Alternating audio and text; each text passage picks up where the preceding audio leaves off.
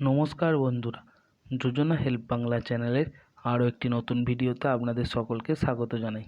রাজ্য সরকার বলুন কিংবা কেন্দ্র সরকার বিভিন্ন সময় বিভিন্ন রকম প্রকল্পের মাধ্যমে জনসাধারণকে সুবিধা দিয়ে থাকেন। এছাড়াও গরিব দুস্থ ছাত্রছাত্রীদের পড়াশোনা যাতে আর্থিক কারণে আটকে না যায় তার জন্য বিভিন্ন রকম সুযোগ সুবিধা দিয়ে থাকেন।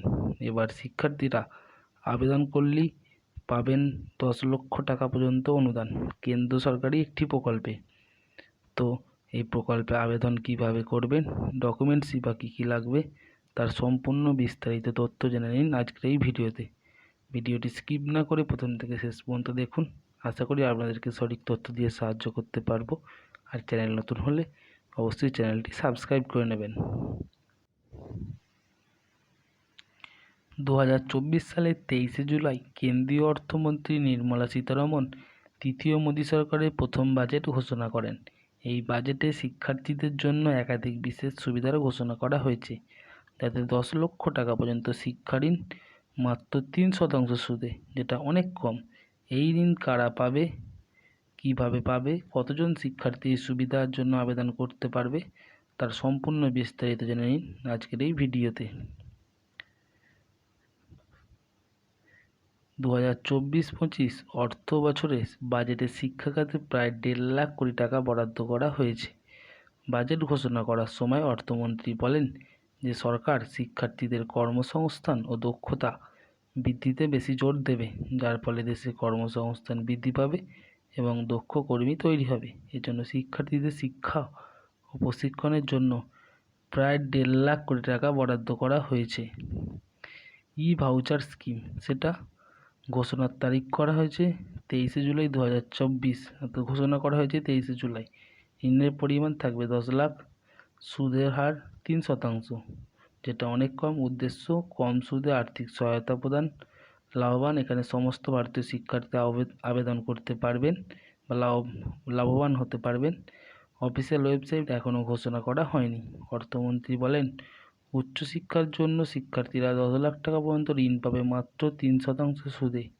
অনেকে মনে করেন এই প্রকল্পটি পশ্চিমবঙ্গের স্টুডেন্ট ক্রেডিট কার্ড স্কিমের আদলে তৈরি করা হয়েছে। এবার যদিও কেন্দ্রীয় সংস্থা এই বিষয়ে কোনো মন্তব্য করেননি, পশ্চিমবঙ্গের শিক্ষামন্ত্রী ইতিমধ্যে এ নিয়ে মতামত প্রকাশ করেছেন। শিক্ষার্থী ও অভিভাবকদের প্রতিক্রিয়া, অর্থাৎ এই প্রকল্প সম্বন্ধে শিক্ষার্থী অভিভাবকরা কী জানাচ্ছেন। বাজেট ঘোষণার পর দেশের বিভিন্ন প্রান্ত থেকে শিক্ষার্থী ও অভিভাবকদের মধ্যে উচ্ছ্বাস দেখা গিয়েছে। শিক্ষার্থীরা মনে করেন এই প্রকল্পটি তাদের উচ্চশিক্ষার জন্য স্বপ্ন পূরণের পথে একটি বড় পদক্ষেপ হবে। অবশ্যই সেটা সম্ভব।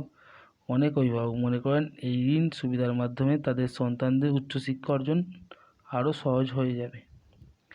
কবে থেকে শুরু হবে এই প্রকল্প? এই প্রকল্পটির মাধ্যমে শিক্ষার্থীরা সহজেই অর্থ সংগ্রহ করতে পারবে, তাদের শিক্ষা অব্যাহত রাখতে পারবে। 3% সুদের হার সাধারণ শিক্ষা ঋণের তুলনায় অনেক কম, যা শিক্ষার্থীদের ঋণের বোঝা কমিয়ে দেবে। যেহেতু এই প্রকল্প ইতিমধ্যে ঘোষণা করা হয়েছে, তাই অনুমান করা হচ্ছে এটি চালু হতে হয়তো আরও কিছুদিন সময় লাগতে পারে। 10 লক্ষ টাকার শিক্ষা ঋণ মাত্র 3% সুদে দেওয়ার ঘোষণা শিক্ষার্থীদের জন্য একটি বড় সুযোগ। সরকার শীঘ্রই এই প্রকল্পের নাম ঘোষণা করবে। শিক্ষার্থীরা এই সুবিধা গ্রহণ করবে উচ্চশিক্ষার জন্য আরও সহজে অর্থ সংগ্রহ করতে পারবে। শিক্ষার মান উন্নত করতে এবং দক্ষ কর্মী তৈরি করতে এই প্রকল্পটি গুরুত্বপূর্ণ ভূমিকা পালন করবে।